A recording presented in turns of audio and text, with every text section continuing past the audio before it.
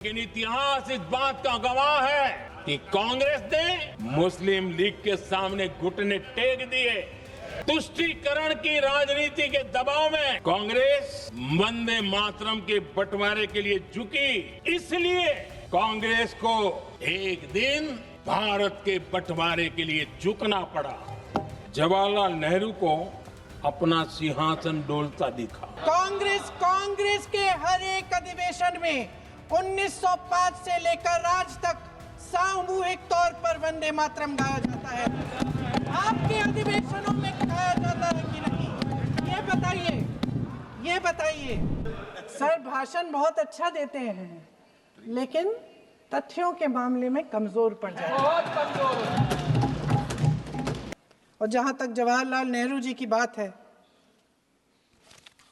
जितनी देर हमारे प्रधानमंत्री देश के प्रधानमंत्री रहे हैं, 12 साल हो गए हैं, लगभग उतने ही सालों के लिए जवाहरलाल नेहरू जी जेल में रहे। किस लिए? इस देश की आज़ादी के लिए। उसके बाद 17 साल के लिए प्रधानमंत्री रहे। आप बड़ी आलोचना करते हैं इनकी, लेकिन अगर इन्होंने इसरो नहीं बनाया होता तो आज आपका मंगलयान नहीं होता। अगर DRDO नहीं बनाया होता तो तेजस नहीं बनता। अगर IIT और IIM नहीं बनाए होते तो हम आज IT में आगे नहीं होते।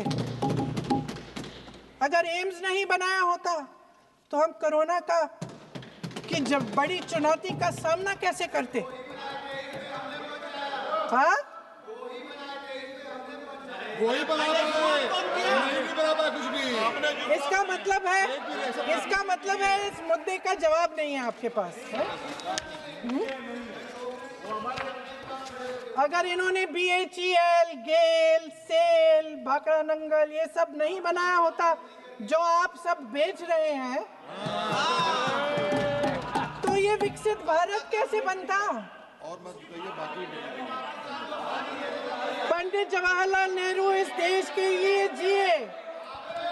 सुन लीजिए, बाकी भी बेच देंगे। पंडित जवाहरलाल नेहरू इस देश के लिए जिए और देश की सेवा करते करते उन्होंने दम तोड़ा। फिर भी सुन लीजिए, मेरी एक सलाह ले लीजिए। सर मैं आपके माध्यम से सलाह दे रहे हैं, अब छोड़ना नहीं। सर मैं आपके माध्यम से एक सलाह दे देती हूँ। हमारे प्रधानमंत्री महोदय 12 सालों से इस सदन में हैं, मैं मात्र 12 महीनों से हूँ। फिर भी छोटी सी सलाह है। उन्होंने अभी हाल ही में चुनाव था, कुछ महीनों पहले उन्होंने एक सूची निकाली थी कि विपक्षी दलों ने और विपक्ष के नेताओं ने कितने अपमान किए हैं इनके, और उसमें शायद 90-99 ऐसे उन्होंने अपमानों की सूची बनाई थी। तो मैं उनको एक छोटी सलाह देना चाहती हूँ कि नेहरू जी से जितनी भी शिकायतें हैं, जितनी भी गलतियां उन्होंने की आपके जहन में, जितनी भी गालियां देनी है, जितना भी अपमान करना है, उसकी भी एक सूची बना दीजिए। नहीं, बात खत्म नहीं है। 999 अपमान, 9999 अपमान, सूची बना दीजिए। और फिर हम एक समय निर्धारित करते हैं, जैसे हमने 10 घंटे आज वंदे मातरम पर हमने बहस किया है ना, उस तरह से हम अध्यक्ष महोदय जी से पूछेंगे, एक समय निर्धारित करेंगे, 10 घंटे, 20 घंटे, 40 घंटे, जितने घंटों में आपकी ये शिकायत पूरी हो जाए, माननीय सदस्य आप शांत हो जाए और हम बहस कर लेंगे। लेकिन इस सदन का कीमती समय, जिसके लिए हमें यहाँ पे जनता ने भेजा है, जैसे हमें जनता की समस्याओं को हल करने के लिए चर्चा करनी चाहिए, इस्तेमाल करना चाहिए, उसको AC के लिए इस्तेमाल करिए। उसके बाद जैसे अंग्रेजी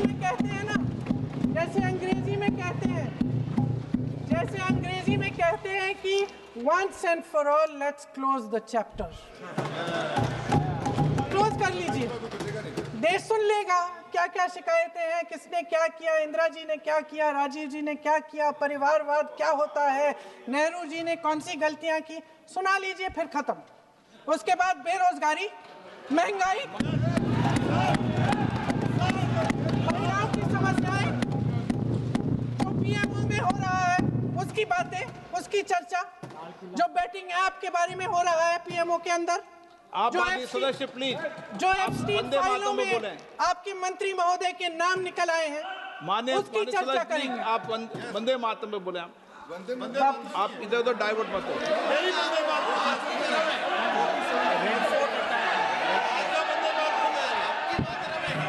डिलीट कर दीजिए। क्या हो गया? आप 1 मिनट। हाँ कर दीजिए। क्या हो गया? अंत में चिड़ी गए।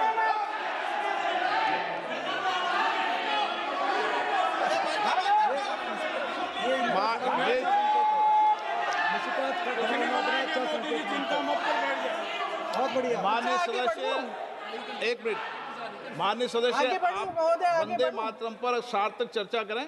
ठीक सर, इधर उधर सर, बात डाइवर्ट मत यही हो। थी सर, संक्षिप्त में बात यही थी कोई डाइवर्ट नहीं कि होना हम चाहिए अतीत अपन में को। बातें करते रहते हैं। माननीय सदस्य नहीं, आप बिना तथ्यों के कोई बात नहीं करें। आप वंदे मातरम पे बोले उचित रहेगा।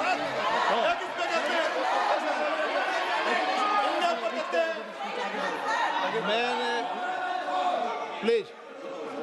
अध्यक्ष महोदय, मैं आपकी बात मानती हूँ, लेकिन बिना तथ्य के बहुत सालों के लिए ये हम पर आरोप डाल रहे हैं। हम चुपचाप सुनते हैं, इनको भी थोड़ी सी संतुलन होनी चाहिए। सुनने की थोड़ी सी हिम्मत होनी चाहिए। ये राजनीति है, हम बोलेंगे, आप वंदे बोलेंगे। मातरम बोलें। वंदे मातरम सर। महोदय, आज की ये बहस सिर्फ ध्यान भटकाने के लिए की जा रही है, क्योंकि ये सरकार इस देश के वर्तमान की असलियत छिपाना चाहती है। आज देश का युवा कितना परेशान है, कितनी मुश्किल में है। पेपर लीक होते रहते हैं, बेरोजगारी है, महंगाई इतनी बढ़ चुकी है। इसकी चर्चा हम सदन में क्यों नहीं कर रहे हैं? आरक्षण के साथ जो हो रहा खिलवाड़ है, उसकी चर्चा हम यहाँ क्यों नहीं कर रहे हैं? महिलाओं की बात होगी, बड़े बड़े ऐलान होंगे, मगर उनकी परिस्थितियों को सुधारने के लिए कोई ठोस कदम यहाँ क्यों नहीं उठाया जा रहा है? इन्हीं दरवाजों के बाहर खड़े होकर पत्रकार तरह आपने कहा कि आरोप मत लगाइए बगैर तथ्य के, तो मैं बोलूं कि नहीं बोलूं? नहीं, बिल्कुल नहीं। नो, आप उधर की बात मत बोलो। आप जल्दी से बोल लेते हो, फिर आप सदन में बंद जो कर कुछ देना। भी बोले वो तथ्यों से बोले। आपको हर चीज ऑथेंटिक करनी पड़ेगी, इसलिए आप तथ्यों से बोले। अच्छा सर, बड़े बड़े शहरों में प्रदूषण है, लेकिन हम इस सदन में बैठकर सिर्फ छोटी छोटी बातें करेंगे। जी, जो अतीत की बातें हैं ना, जो बार बार आप चाहते हैं कि हम पीछे देखें, लेकिन हम आगे भविष्य की बात, वर्तमान की बात, जो असली समस्याएं हैं उनकी बात न करें, ये छोटी बात होती है। आप में हिम्मत है तो भविष्य की बात करिए, हिम्मत है तो बात करिए कि बेरोजगारी क्यों है, कि पेपर लीक क्यों होते हैं। आप चेयर को एड्रेस करें। आपको अच्छा, खत्म कर लेती हूँ, चेयर के एड्रेस करो आप। अध्यक्ष महोदय जी, सच्चाई ये है कि इनका शासन दमन का शासन है। इनकी राजनीति दिखावे की राजनीति है, इवेंट मैनेजमेंट की राजनीति है, चुनाव से चुनाव तक राजनीति है, तरह तरह के ध्यान भटकाने वाले मुद्दों की राजनीति है। वंदे मातरम इस देश की उन्हीं उम्मीदों की गुहार है जिन्हें आपका शासन हर रोज ठुकरा रहा है। आज भी सरहद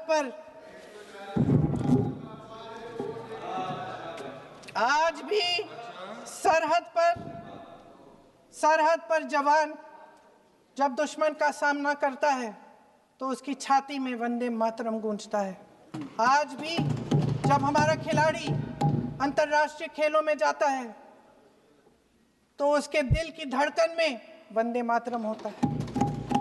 आज भी इस देश के करोड़ों देशवासी जब अपने राष्ट्र ध्वज को फहराते हुए देखते हैं तो उनकी जबान पर वंदे मातरम, वंदे मातरम, वंदे मातरम आता है।